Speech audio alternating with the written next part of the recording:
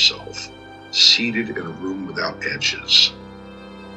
No windows, no corners you can see. Pitch black. You strike a match. For a heartbeat, the flame fights the void, hissing, flaring, offended by the dark that receives it without reaction. You light a candle. Does it illuminate the entire room? No. Light never does. It gathers itself in the center, hot, confident, alive. Then thins as it reaches outward, weakening as it goes. It frays. It hesitates. At the furthest place it can exist, where brightness gives up its certainty and begins to unravel, there's a border, a seam, a razor-thin margin where light admits defeat but refuses to vanish entirely. This is where he resides. Not in the dark itself, and not fully in the light, but in the narrow territory between. The place where one becomes the other, where neither lies. The room, now visible in fragments, is small enough that he knows it by heart. 4 walls, a low ceiling. 1 window he never opens. The furniture has not moved in years. Not because he fears change, but because change announces itself. He prefers things that remain where they belong. The table's edge waits exactly where his hand expects it. The chair does not betray him. The floorboards remember his weight. When he struck the match, the sound was sharper than the light. He sits just far enough back to see what must be seen.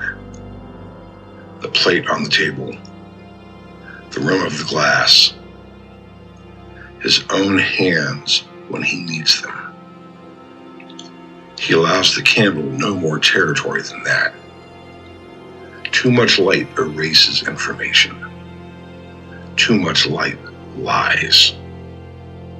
A lifetime of scars, some earned, some imagined, has taught him where excess leads. He does not waste energy denying them. He has eyes. He can see. And there are things that require sight. The food he prepares, the liquid he lifts to his mouth, the slow curl of smoke as the wick blackens and bends.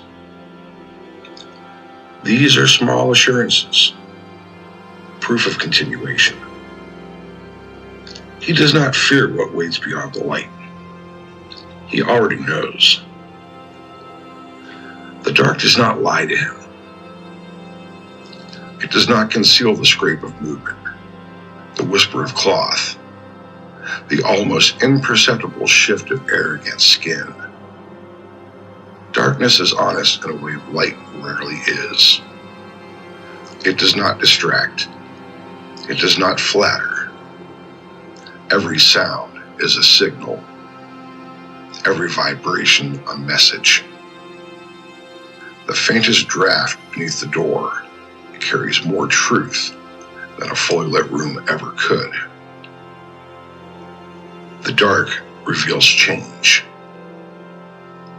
The building speaks in its sleep. Pipes contract. Stone settles. Somewhere far away, traffic bleeds through concrete and wire. A distant pulse that never quite reaches it. All of it arrives intact. Nothing is hidden. People speak of darkness as if it is a predator, as if it hunts. They're wrong. Darkness does not advance. It does not pursue. It simply is, patient, waiting for the light to falter, waiting for the flame to admit what it always must. Does a blind man live in fear of his unending night? Or does he survive, minute by minute, mapping his world through touch, memory, and hard-earned instinct? A misplaced chair, a door left ajar. Pain teaches these lessons quickly. Pain is a teacher that never forgets its curriculum. Remember this: as long as humanity has known fire, it has tried to banish the dark. Torches, candles, lamps, cities glowing like constellations seen from above.